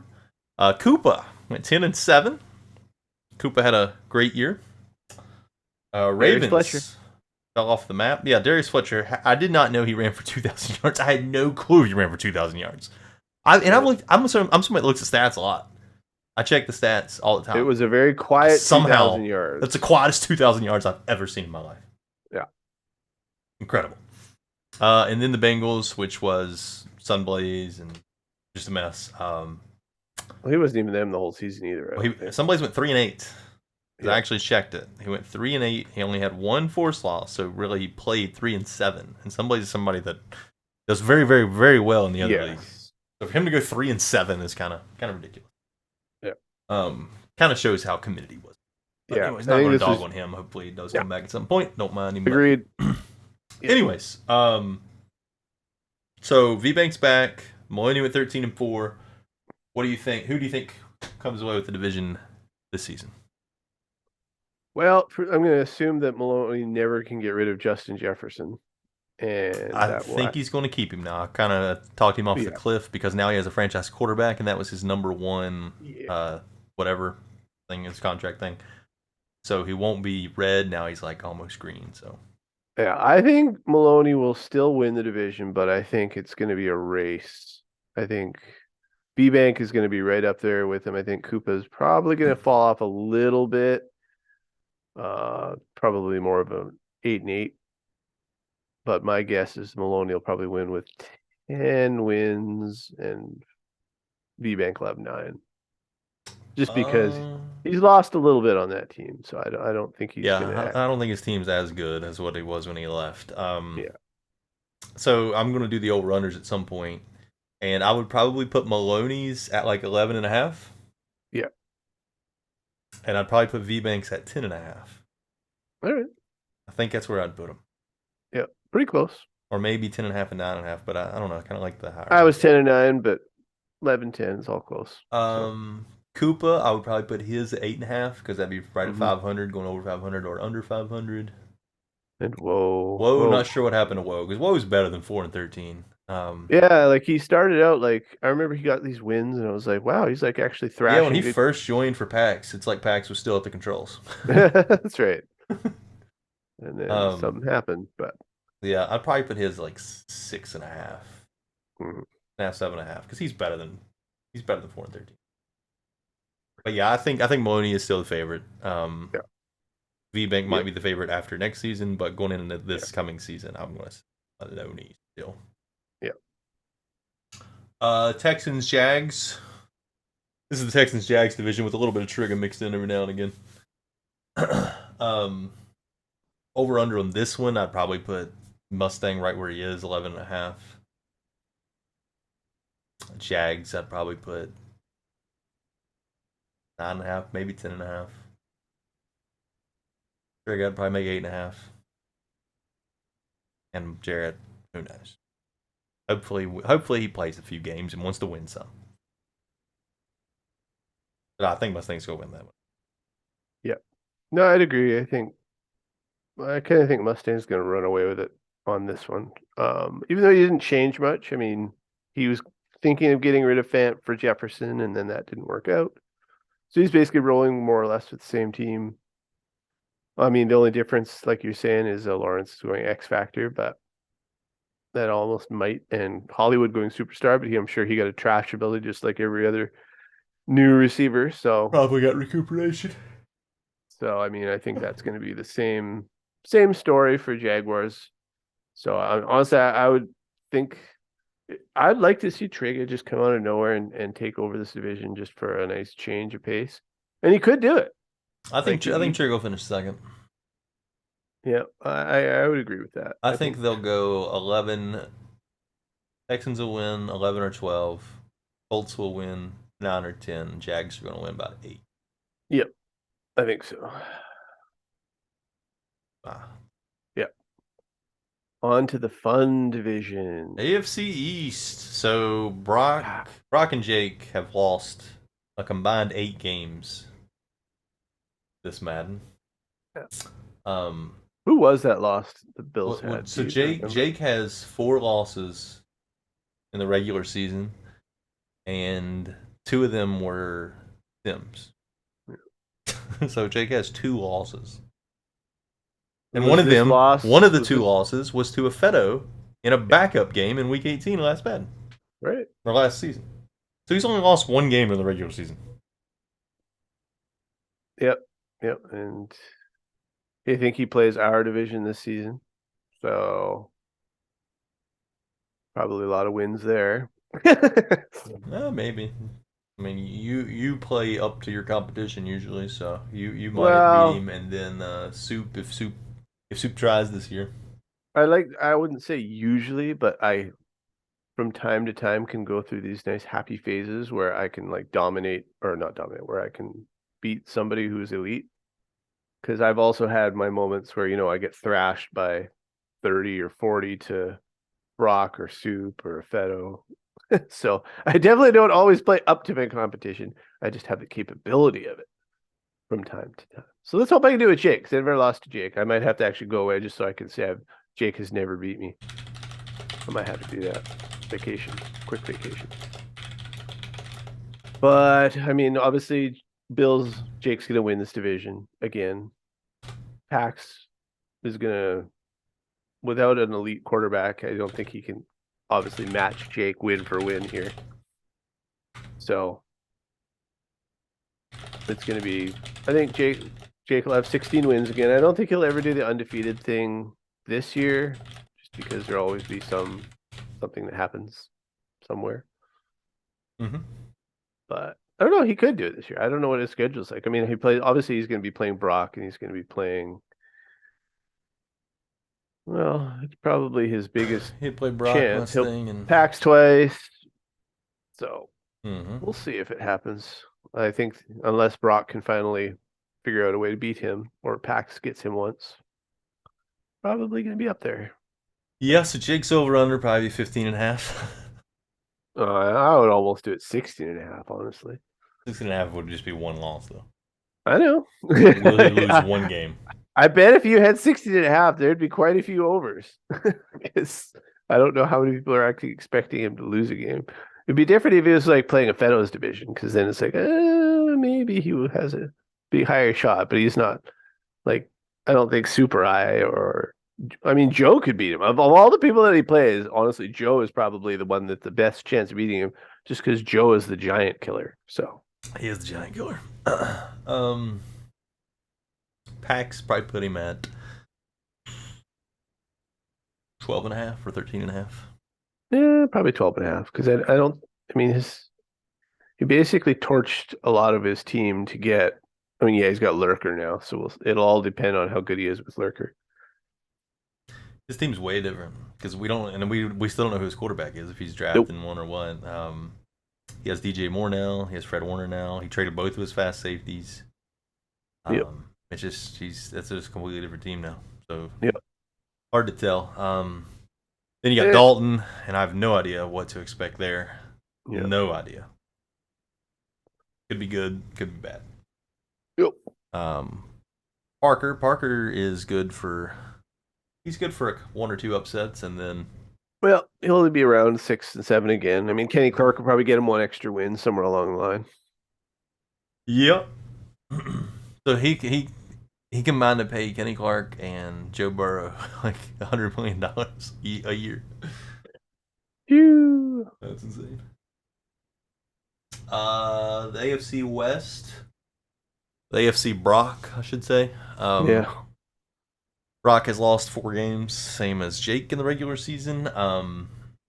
I would say his over under probably be 14.5, 15.5. Probably. I'd give him. Yeah, I'd probably give him 15.5. I mean, a 2-loss. I mean, he obviously, if he's going to get a loss, it's going to be against the Bills. I don't know what division they play. Well, McGee does give him a hard time. It's true. That's why there's the 2. But I don't know. And he's guaranteed to play Mustang, Maloney, and Jake. Yeah. And I don't know what division he plays. Yeah. Depends who he plays. Well, it's a good chance it's either your division or Feto's division. So it's not. Yeah. Because I play the AFC South. I play Mustang in them. Chiefs. So McGee went from a guy a middling player who wins 7 to 9 games. He's now consistently a 10-win team. Yep. So I'd put his over under. Yeah, he didn't get. He still has Mahomes. As long as that, he's still got. And he Mahomes. Might be getting Derrick Henry. Who knows? We'll see. Funny thing is, now people will be listening to this, and Derrick Henry will be on the trade block, and they'll hear us talking about how fast he is and everything. So maybe Jared will get a better offer than at 1.27. We may have just screwed McGee without even knowing it. Well, I mean, he still hasn't even posted him, so who knows what fair is fair. Put him on the trade block. And the whole reason he even had a chance at Jefferson was all because Mustang didn't put Noah Fant on the trade block, or Jefferson would be on the Texans right now. Yep. I bet. Couldn't you just see Mustang like trading for Derrick Henry just out of spite? That'd be funny. Mustang's probably. If you're listening to this, Mustang, I bet he's thinking like, I could use Derrick Henry. So McGee, I'd probably put at 9.5, 10.5. He's a good player now. Yep.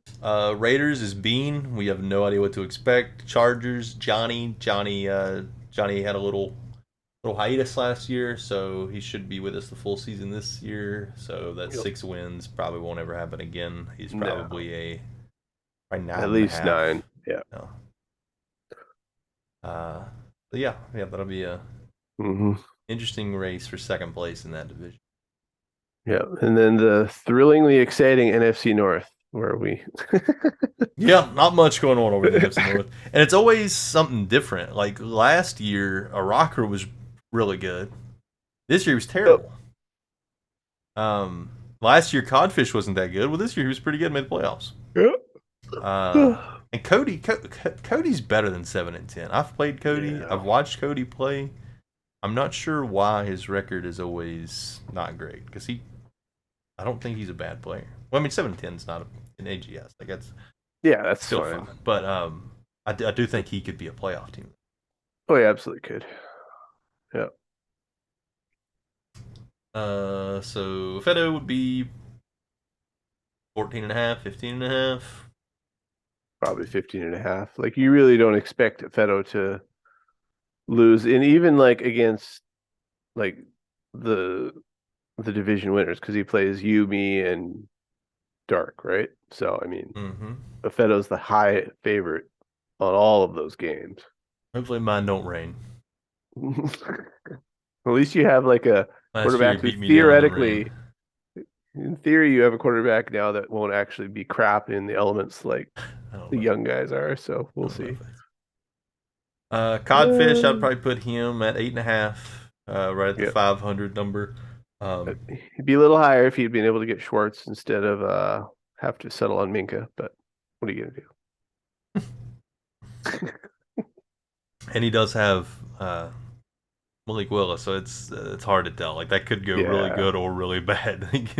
true. Hard to tell what way that goes. But Iraq will be up more if I think Yeah, he's going to be Rocker at would be least like, back at 6 or 7. yeah. I'd put Racker and Cody's both at 7.5 probably. Yeah. Racker's not going 3 and 14, No. averaging 20 points a game. What are you doing, Racker? Where's your Yeah. offense at, bud?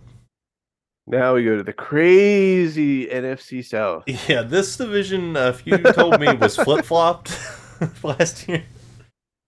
So Gom, I would put you probably at 12.5. Yep. Soup, I'd put at 11.5. I'm calling last year a fluke, but I will still say you're the favorite. I mean, you won 6 more games than him last year. There's no way you can't think your team's not a favorite over his. Well, just that he'll be favored in both of our games, but other than that, And he did go on a little run in the last 3 games after going Yep. starting 4-10. What are you doing? What's happening? What's happening? So I'd say you 12.5, Soup be 11.5. But by Soup improving, that has to mean Falcons and Bucks go down. Falcons I'd put at 8.5. Bucks I'd put at 7.5 probably. Although Bucks, him having Fields and Diggs is that's a big deal for him. yeah, it's still an upgrade. He's somebody that slings the ball around the yard. So Yeah, I mean that being said, I don't know if Diggs does the stuff that Evans does. Like I just don't know I mean, because his we route never running is so freaking good, and his catching, all of his catching is like 99. Every catch yeah, stat is 99. but we've never got to see him do anything because Jake was only using his speedy guys, so we never actually got to see if Diggs this Madden version actually has those. Because we know that DK, we know Evans, you can chuck them up to him on 50-50 balls, they're gonna just moss you. I don't know if Diggs can moss you. I mean, in theory, we've had examples in previous Maddens of Diggs mossing people, but we don't want to talk about those I've seen it anymore. before, and it was glorious. So yeah, Jake actually messaged me pissed off after I put Fred Warner on the block because he would have traded me Diggs for Fred Warner. I was like, I didn't need Diggs. I wouldn't have done that. Yeah. I could have taken Jefferson for Diggs. That's right. I mean, The Warner. memories. I mean, when greatness got the triple coverage overtime last second win against me, it was like, no, not again. Why? Why does this keep happening to me?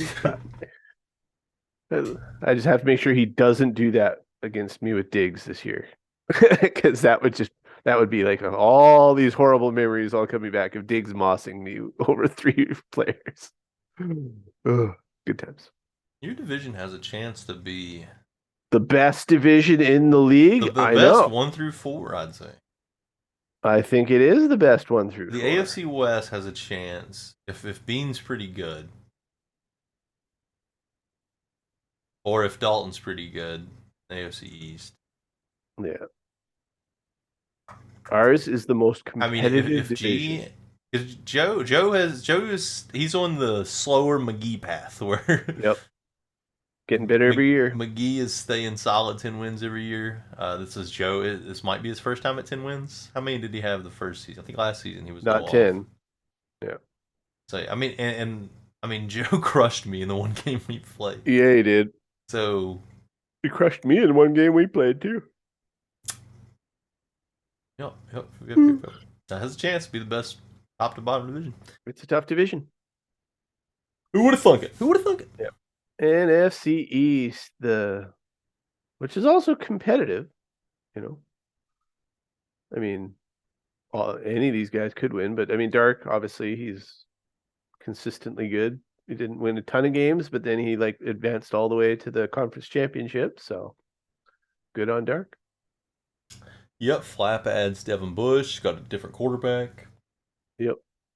kept Micah Parsons because we decided we liked Flap, and the fact that he didn't actually re-sign him before the deadline, we were like, well, he probably wanted to. So because we love you, Flap. Gone. He didn't have internet. I'm just surprised he didn't sign Micah Parsons like long before then, like in negotiations. That's just the surprise to me. I thought he would have, like, the moment he popped up on re-signing, like let's put him in the superstar calculator. Let's sign him now. So I was a little surprised. Yeah, I think Dark is perfect for the New York Giants because he keeps having decent seasons, but not great seasons. Just decent seasons where he gets in the playoffs, and then he goes on a playoff run every year. Yep. Made it to the Super Bowl the first year. Almost made it back to the Super Bowl this year. Yep. Still can't believe all those inaccuracies. It hurts. that's Giants football. That's what they did with Eli. Went on a couple runs. So I'd probably put Dark right where he's at, 9.5, 10.5. Flap probably 8.5. So he would get, because he went from Dak to Baker Mayfield. So let's see if Baker can win some games. Smithy, who was 6-5 and then lost 7 straight games. Or 6-4 and lost 7 straight. But none of those losses were intentional. I'd put Smithy at 7.5. I think he's gonna win more games next year. And Skittles, who knows, 5.5. Yeah. Skittles don't care. Skittles don't care. No. He's just Skittles here. Lost. Skittles just gave up inside stuff. For nothing. Still don't know.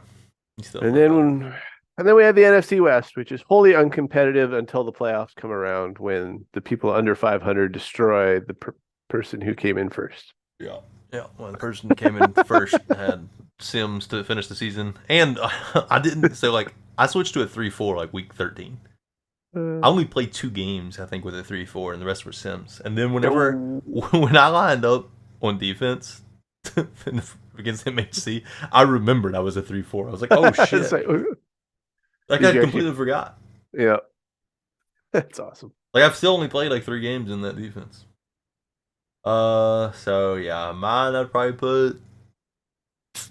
I gotta play Fedo, your division, and Dark, and I have to play the AFC South, and I think Maloney. I think that's what. Well, I think 14.5 is a good number for you. That's a lot. It's a lot. No, it's not a lot. I'd probably say 12.5, so we can agree on 13.5. I suppose, because who did you play this last season? Like, what divisions? I played the AFC East, and I can't remember. Brock. AFC East and Brock is what I played last year. You still won 14 games. Well, I got throttled by Fedo. I got throttled by Brock, and I lost to Jake by 2. I beat Pax. Yeah, I think that your schedule this year is easier than it was last year's. So I mean, any schedule that had Brock, Pax, and Jake on it last year has to be easier this year if them 3 are not on it. Brock, Pax, Jake, and a Fedo. I mean, you're still going to have a Fedo. You're still going to have Brock, but no longer. I won't have Jake. Brock. What's that? Oh, you don't have Brock this year? No. The only ones that I still have is a Fedo. Ah, you got to do 14.5 then. There's no way you can go. Well, if you do 13.5, I know which way I'm going, obviously. I mean, I lost to an 8-9 team in the playoffs, so. Yeah, but that was Rusty Germ. You remember when I'm excited with my new look team, though. Yeah, it'll be the first time you haven't thrown with Trey Lance in like this season or this Madden, so it'll be completely different. And no more Warner, not that you ever used him anyway. And you know what? I'll tell you, even though Lurker, I mean, at least in practice mode, I don't know if it happens in the game, but in practice mode, when I'm throwing against Kendricks, if he is in between me and where I'm throwing, like, he doesn't jump up to make these crazy interceptions, but he'll still jump up and swat the ball in a position where no other linebacker would be able to do it. Like, yeah, Warner still got a bunch of he would get like 15 deflections a year for me. Yeah, and if you had play ball, they'd probably try and do it, but I mean, probably on swap ball, in which case that's what they're being told to do. I'm So, usually on swap ball unless I'm playing somebody that likes to throw picks, and then I'll go to play ball. yeah. So, I'm like, let's go ahead and get some interceptions today, boys. yeah. So, but I think that's why you never saw Warner get any picks, is because you're on swap ball instead overrode it, especially for linebackers. Like corners, even if they're on swap ball, if it's thrown right to a spot where they're going to catch it, they'll still catch it.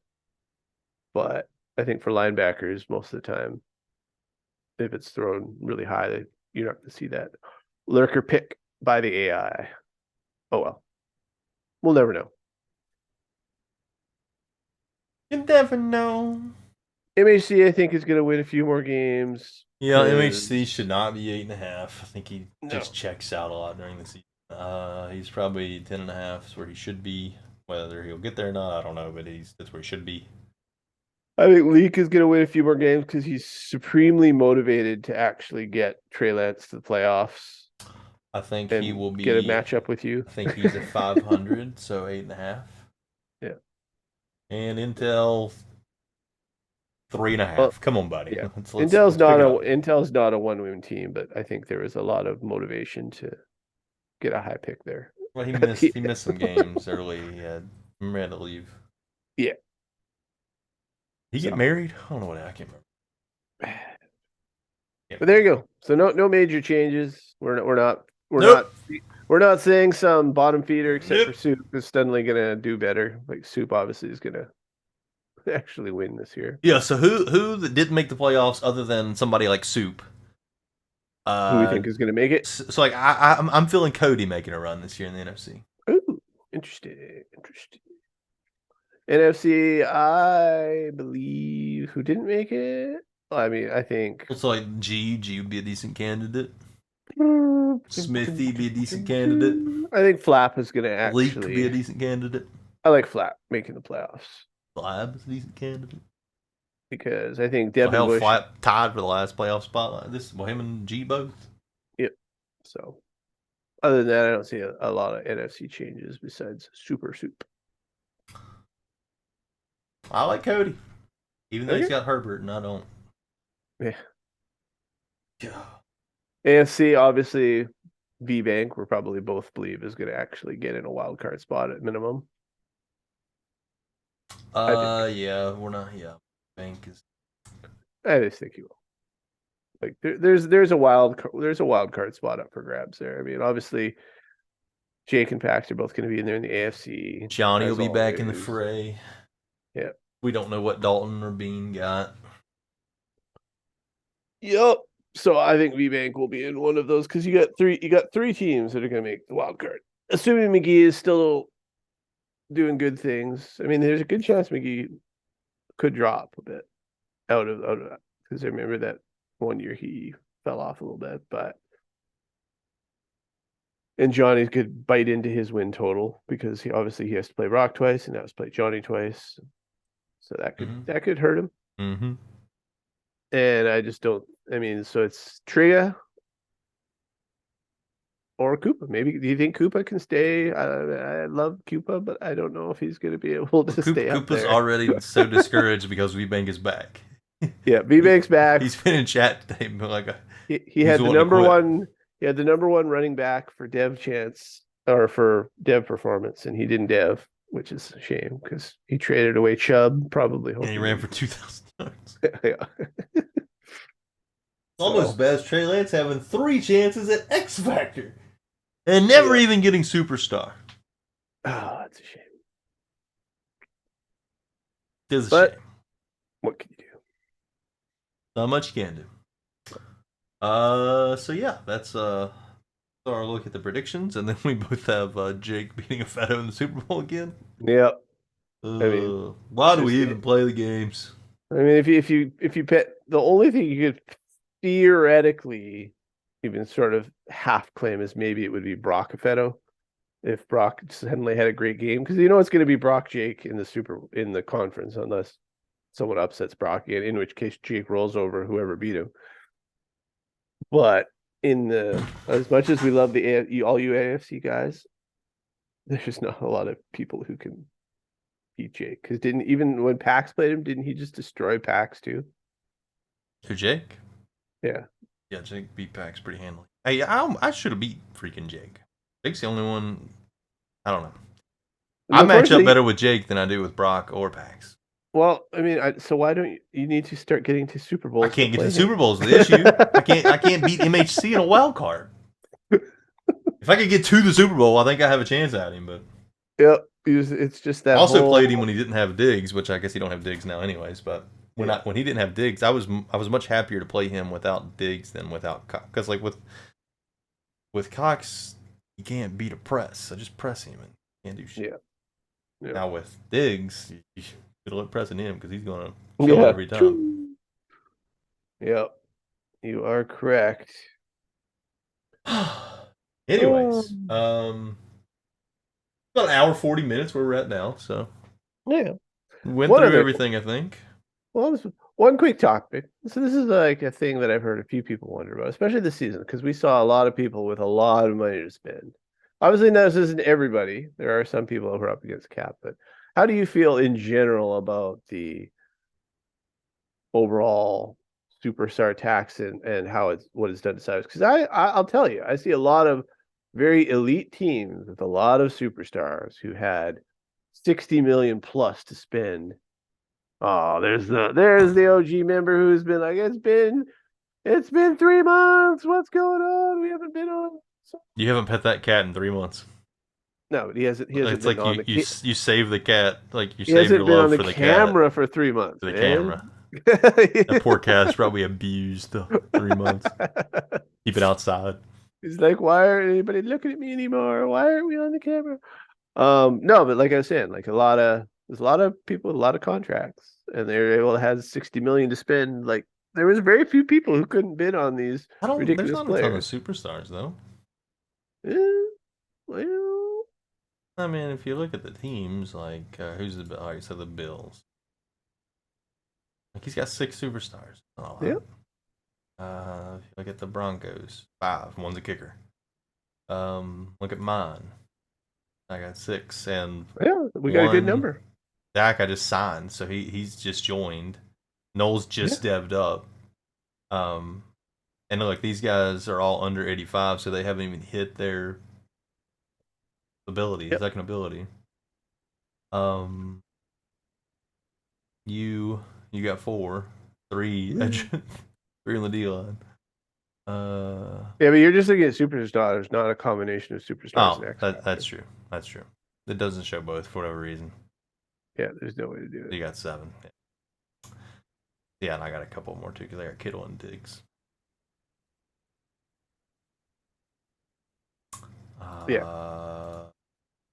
Who's Bills? The Bills has. Yes, he's got a couple more. Yeah. Well, I mean, still though, that's. Remember, we originally had like a 10 superstar lock. Yeah. We don't even make close to 10 now. Like he's got 8. He's got 8, but he was also bidding on some others. Like my point is that I don't know. It was just when I looked through all the salaries before free agency started, like everybody had 60 plus million, almost. Like there was a few people who are up against. I don't know why some people aren't spending their money.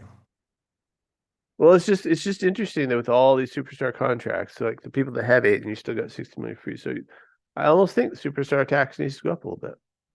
Like, and I say this like for example, go to Schwartz on my team. You know, and I'm not saying that I'm just saying that I was expecting that I would have to pay him more. So if you look at his contract, well, yeah, I agree. And this is something. Remember, whenever I originally brought up the speed tax, I wanted to be something more speed tax than what like we made that speed tax rule before this Madden started. We haven't even used it. I know we haven't. It's been pointless because it's just pointless because the rookies are on rookie contracts. Yeah. I don't know. Like I just mean in general. Like when I see a lot of people posting their superstar contracts, there's a few like for the only ones that really I think match up well are like our left outside our edge players, right? Like our left outside linebackers, quarterbacks, outside linebackers to edge, you're paying their 20 mil, whatever. But even like some of these other good players, like receivers and middle linebackers and defensive tackles and whatnot, It's because his overall is so with, low, but he plays better than his overall.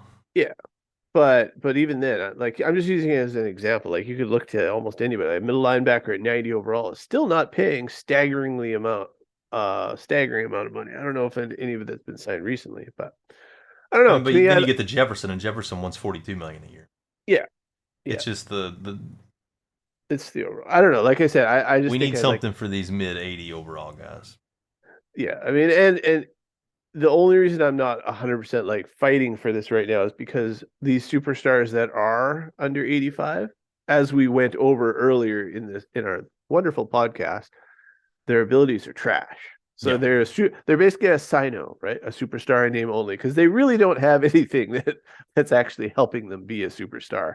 So that's why I'm not like fighting for it. But I think that once a player, it might be a good idea for us, once a player hits 85, to adjust our tax contracts to actually make those cost a little bit more once they hit that magic 85 number, now that is that second ability number. I would like to see so it's kind of like something that we try to do with our speed tax that we're not doing.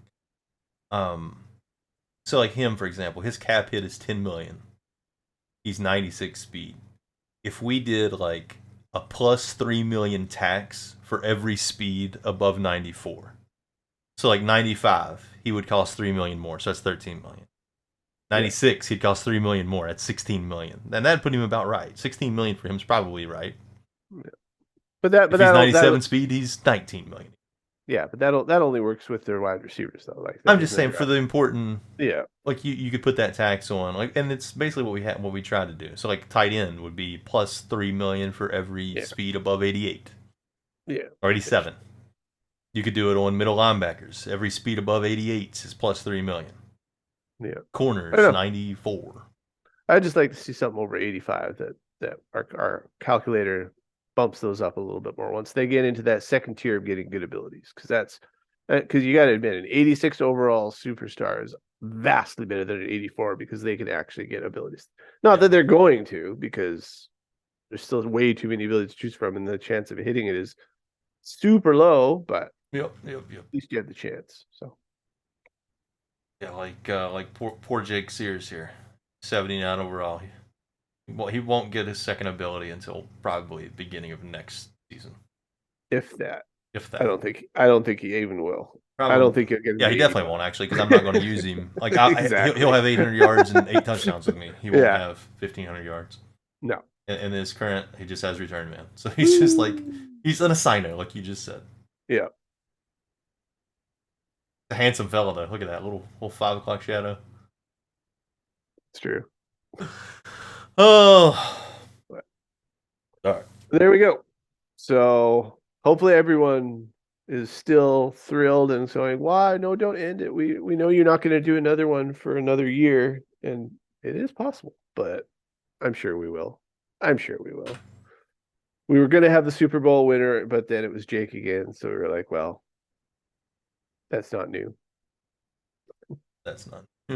Jake has never appeared, though. I know. He has never appeared. But did he request to appear, is the question. I don't think he did. He didn't. I don't think he did. He never signed up. He was like, "No, I'm too good for the OG. Maybe when one of them beats me in a game, then I'll appear." But that was the vibe I got. It's probably because he's actually Velasco. Yep. Even though we have no idea what Velasco looks like. I know what it looks like. He had that one. Oh, video. Do you? He made one video. Okay. There you go. Yeah. Could be. Anyways, it is draft day. Hopefully we have a bunch of people on comms and not in their own Discord comms. Hopefully they join our AGS Discord comms. Yep. My wife is out of town, so it's wonderful. I'll be able to draft. I'll be able to draft for about an hour because they picked Thursday later than I wanted. If it had been 8 o'clock, I did pick Thursday at 8 o'clock, and then all of a sudden when MAC posted, "Oh, we're doing at 9 o'clock," which somehow I got them to go back 15 minutes, but apparently that was because certain people said, "No, all the West." It's 8:45, right? It's 8:45, but apparently people wanted. There was someone that went, "No, all the West Coasters, it's 8 o'clock is too early." And I'll tell you, I'm more West Coast than anybody, and I did not want it at 8:45. I wanted 8 o'clock, but I understand the logic that some people out here on the West are just getting off work at 8 o'clock. So I can make the sacrifice. I don't have a throng of picks this year. I've got one or two. They're going to be crap like usual. So I would try to trade mine, but the only thing I'd trade it for would be a good player, and I can't afford any good players. So I've got no choice but to take the pick. Yep. Even though I have no idea who it would be right now because my Manny draft board sucks. There'll be a hidden Manny Rudolph in there. You just got to believe. Got to believe. No, I know there's not. All right. Well, that was fun. Episode 20 in the books. Hopefully, we'll have another one before Easter or whatever the next Halloween cursed us. I would be a little surprised if we happen to have one before the season starts, but you never know. It could happen. Well, the season's going to start what? Draft's Thursday. Season's probably going to start like Saturday, right? Well, let's make an agreement. If you draft an X Factor in the draft, we will have an OG. Okay. Agreed. Before the season starts. For sure. I will have an emergency press conference if I draft an X Factor. Emergency press conference for sure. Cat is back. I see the cat in the reflection. She looks like a little. She looks like a raccoon, like in the reflection. That's the other cat. It's a raccoon. That's the gray cat. Oh, okay. That's why she looks. I was like, man, she looks. That cat is completely neglected. You didn't even try to pick her up. No, that's my wife's cat. Little devil cat. Yeah, she's also a lot heavier. So don't you tell her that. She's sensitive. Good times. She's basically a dog. All right, let's go Panthers. Let's go 49ers. Let's go everybody but Jake and Affetto. Let's get a different Super Bowl this year, boys. Let's see what we can do. Let's somehow get me and Germ in the conference championship so one of us can make it. Or didn't that happen 2 years ago? I think you beat me in the division. Oh, yeah, it was a division. Yeah, I don't think I made the Super Bowl this year. And I've not made a conference championship. No. I've lost in the division, and what round did you lose in your first season this year? That's right, you were tanking. The second season, I almost feel. Did I somehow make this? Was it conference or Super Bowl? I don't think I made a Super Bowl this season. No, you lost in the conference championship to Affetto. You beat me, and then you lost the conference championship. Right. I was winning. Gone back to back. I was winning. I was about to win, and then it crashed, and life stopped. The first Super Bowl was dark. Been dark Affetto, and see. Yeah, that's right. That's right. Pax Jake. Yeah. So let's have something new, boys. Let's do something new. Why not? And if it's Jake Affetto again, then that just means we're gonna have to kick him out of the league. Yep. And we can get that Capped dude in. Capped joined the Discord tonight. Seems to be a great guy. Yep. Capped will join, replace Jake. We might even give him both teams. He might play as the Bears and the Bills next season. I like it. Okay. All right, buddy. Thank you for joining. Thank you all for watching. Fantastic. OG20 in the books. Everyone hope for an X Factor for Germ. X Factor for Germ. Happy drafting.